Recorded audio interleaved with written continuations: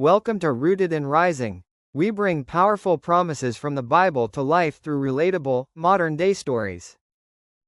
Wonderfully made, the old Riverbend Community Center, once a hub of local life, had fallen into a general air of neglect that had driven away families and children.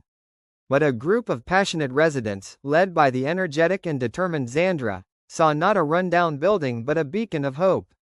They rallied together, raising funds and rolling up their sleeves, and the building was reborn as the Compass Network, a place dedicated to guiding the community's youth. The sting of the recent slander campaign had faded, replaced by renewed purpose. Zandra, the nonprofit's director, and her closest team member, Marla, were standing in the office when Zandra picked up a folder of scraps of paper with drawings and poetry. She asked, "Marla, have you noticed these around the center?" "Yes, and they're gone as quickly as they appear," Marla replied, her brow furrowed in thought. "The pencil and ink pen drawings are amazing, Zandra. And the poetry, it's just beautiful. But who is the artist, and who is the poet? That's the question." As Zandra and Marla looked around the center's rec room, they noticed two teenagers. A quiet boy named Malcolm, who clutched his worn string bag possessively, and Jazz, who protectively held her worn crossover bag. "It would be nice to give them new bags," Zandra said quietly to Marla, her eyes on the two teens. "Somewhere they can carry their treasures without fear of losing them." She thought of a verse her grandmother had taught her, a verse that had become a mantra. "I praise you because I am fearfully and wonderfully made. Your works are wonderful. I know that full well." She realized their mission wasn't just about providing resources. It was about helping these children believe they were God's wonderful works, deserving of praise. A few days later, a sudden electrical issue forced the center's main power off.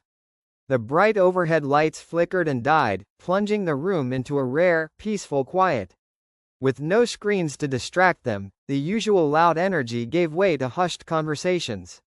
In the warm light coming from the large windows, after a moment of hesitation, Malcolm took his sketchbook out of his string bag and began to draw the faces of his friends.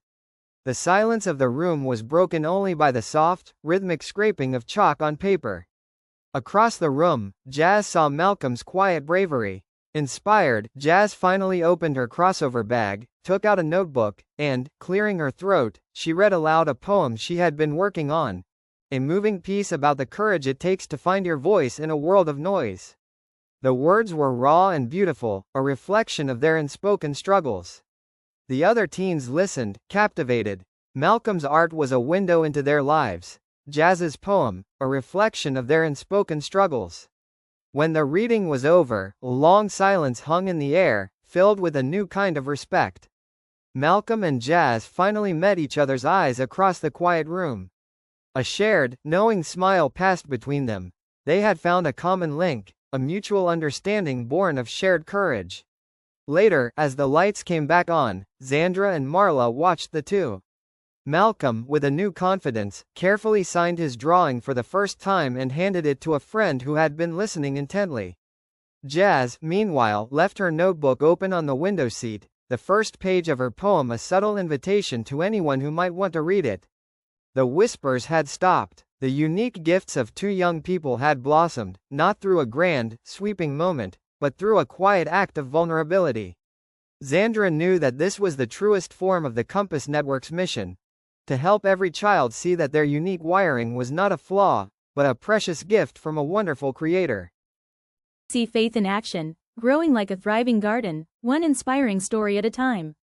Subscribe to Rooted and Rising and let's explore how God's promises can transform your world, one story at a time.